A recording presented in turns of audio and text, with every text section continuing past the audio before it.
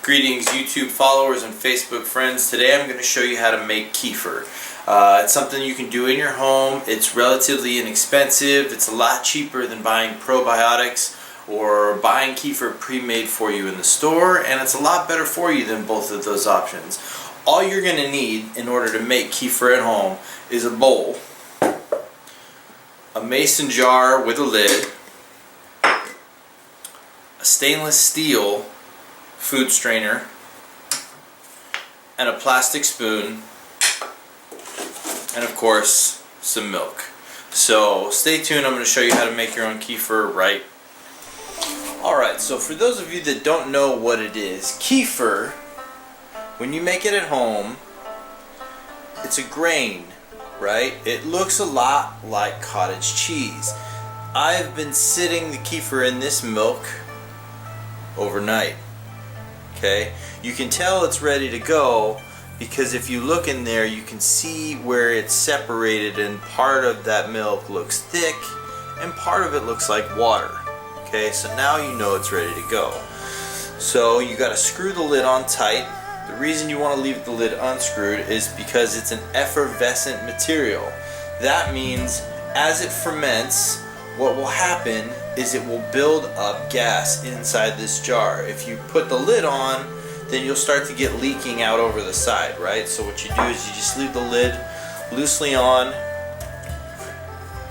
just kind of set on there overnight, and let the kefir do its thing. Alright? So now we're going to strain it out. You got to make sure you tie that lid on tight, right? Give it a nice little shake. Okay? When it's nice and thick, that's how you know your kefir is going to be really tasty, as well as good for you. Okay?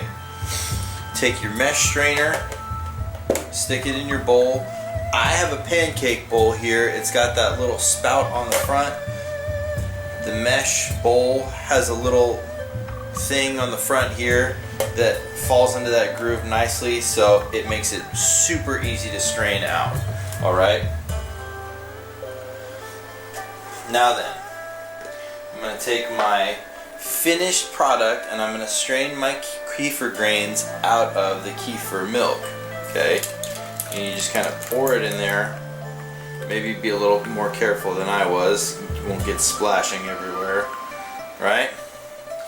Now then, you want to take your plastic spoon and you just gently kind of scrape the bottom of the strainer, right? And what you're doing is you're allowing the grains to move around a little bit and separate themselves from the finished kefir product while you're doing that. Okay?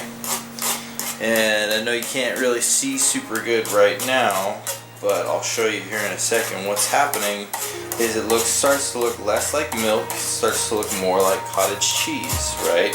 And I'm just kind of gently swiping the spoon up to the edge of the kefir. And the finished product is kind of falling into that bowl. Alright?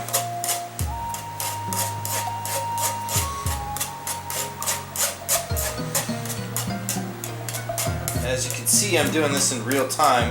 Very easy to do, okay? That's it. I'm all done. So now what we have here, if you look, those are your kefir grains, right? That's what makes the kefir.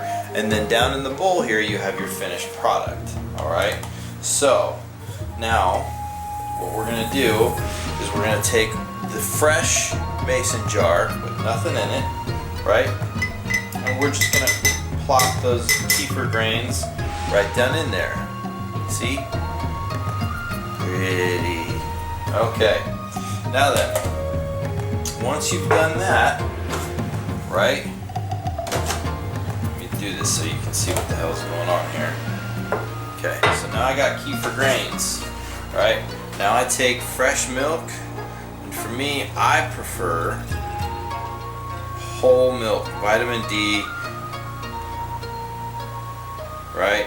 And it's going to expand a little bit in there, so you don't want to fill the whole jar, right? So for a pile of kefir grains that would fill the palm of my hand like you just saw, I put in a jar of milk about that much, okay? And overnight, what's gonna happen is this is gonna probably turn into, when your kefir is rocking and rolling, it's gonna turn into a fresh batch of kefir in the summertime while it's a little hot, basically overnight. You gotta keep watching it, right? And when you see it start to separate like it did in the beginning of the video, you know it's time to strain it out. Two things that people are always concerned about. Is this milk gonna go bad? The answer is no. The reason is because those kefir grains are gonna eat all the sugar that's in that milk in order to produce probiotics and healthy yeast.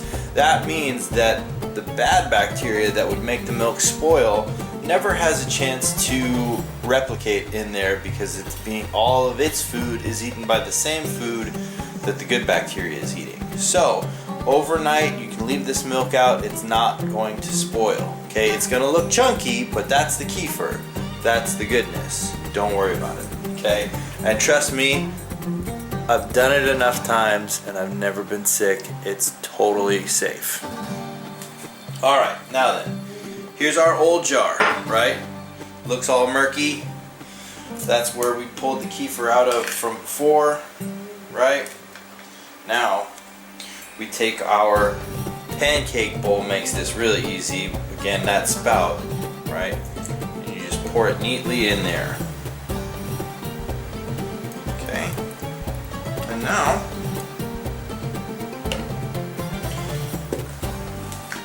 all you do is cinch your lid on tight. For me, I like to put it in the fridge sitting on a paper towel. So, I'm going to set it in the fridge just like this. It'll be nice and thick. When you've left it the right amount of time, it's not too sour, but it still has that effervescence that kefir is kind of known for. That's why it's called the champagne of dairy. Not only because it's got so many good things in there for you, but because it's got a little bit of a bubbly taste. Okay. Two quick things to note is, one, if you make your kefir at home, it's a lot better for you than the stuff that you buy pre-made at the store.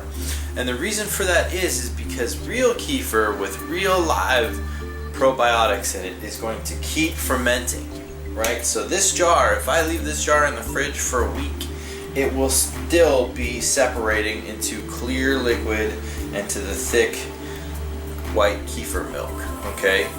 And if you buy it at the store, it doesn't do that. And that means that they've kind of deactivated a lot of the cultures. So that means it's not as good for you. And two, this whole setup here, the kefir grains I bought from Tea Fusion on Amazon for 20 bucks. Great deal. They were great grains. The bowl was like 12 bucks. The strainer was maybe 10. The spoon was $5, and then obviously the milk. So it's very, very cheap. If you want to buy a good probiotic that probably has the same amount of healthy yeast and healthy bacteria cultures in it as this jar does, it's probably going to cost you 50 to 60 bucks for a 30 capsule jar or bottle. Whereas this, you can make it on your own. You buy the materials one time, and then all you got to do is pay for new milk, and then you got fresh kefir daily if you want it. If you are wanting to stop making it for a few days, or you need a break, or say you've stockpiled a bunch of kefir and you don't want to make it, all you got to do is change your kefir grains into fresh milk and stick it in the fridge. And what that'll do is it'll slow down the process of fermenting, and you can just kind of leave it in there for weeks and weeks. And then when you're ready, strain it out, put it in fresh milk, and you can get it going again.